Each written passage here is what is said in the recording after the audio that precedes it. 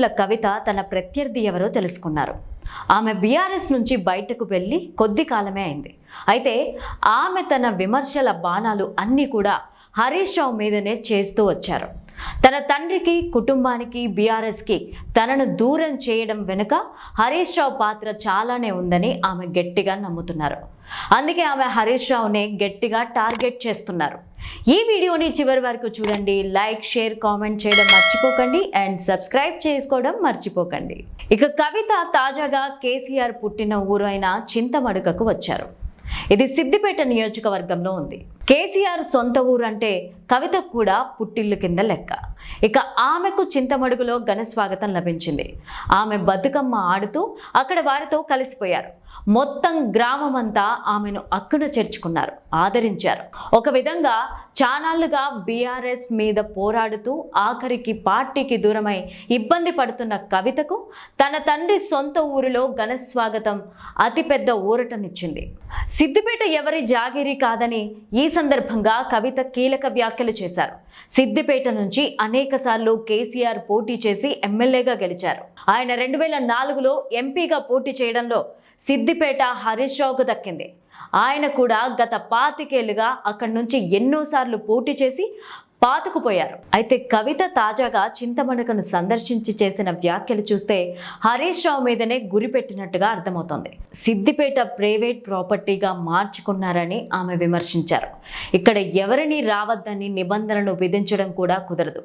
చింతమడుగుకు తాను ఖచ్చితంగా వచ్చి తీరుతాను అని ఆమె స్పష్టం చేశారు. ఇక మీదట పదే పదే వస్తాను అని చెప్పడం ద్వారా సిద్దిపేట తన సొంత ఇలాకా అని ఆమె చెబుతున్నారన్నమాట.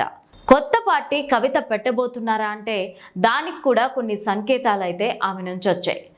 అయితే ప్రస్తుతం రాజకీయాల్లో కొత్త పార్టీకి స్పేస్ ఉందా అన్న ప్రశ్నకు ఆమె జవాబు లాజిక్కి అందేలాగా ఉంది. ఎవరు కూడా రాజకీయాల్లో స్పేస్ ఇవ్వరు. మనమే నిచ్చెన ఎక్కి దాని మీద ఉన్నవారిని దించేయాలి, అప్పుడే స్పేస్ దొరుకుతుంది అని అన్నారు కవిత. అంతేకాదు తన జీవితంలో 2 ఏడాదులు చేదుగా మారాయని ఆమె చెప్పారు. 2023, 2025 అని ఆమె అంటున్నారు.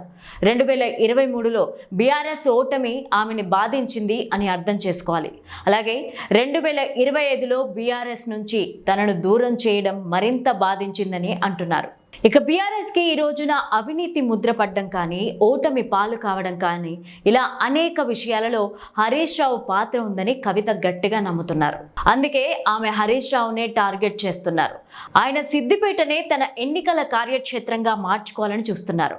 2028లో జరిగే సార్వత్రిక ఎన్నికల్లో కవిత సిద్దిపేట నుంచి పోటీ చేయడం ఖాయమని అంటున్నారు. సిద్దిపేట ఎటు కేసీఆర్ సొంత సీటే కావడం, ఆయన పుట్టిన ఊరు అక్కడే ఉండడం, అనేకసార్లు కేసీఆర్ ఎమ్మెల్యేగా గెలిచి ఉండడంతో ఆ సెంటిమెంట్ వర్కౌట్ అవుతుందని భావిస్తున్నారు. అంతేకాదు ఎక్కువ సార్లు గెలవడం వల్ల హరీష్ రావు మీద యాంటీ ఇంకెమ్మెన్సీ కూడా ఉంటుందని అంటున్నారు. మొత్తానికి మాస్టర్ ప్లాన్తోనే కవిత ముందుకు వెళ్తున్నారు అని అంటున్నారు.